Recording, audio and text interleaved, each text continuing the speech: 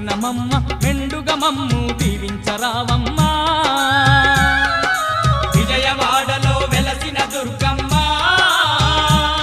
నీ పూజకు పువ్వులు తెచ్చినమమ్మ మెడలో దండలు వేసినమమ్మ మెండుగా మమ్ము దీవించరావమ్మా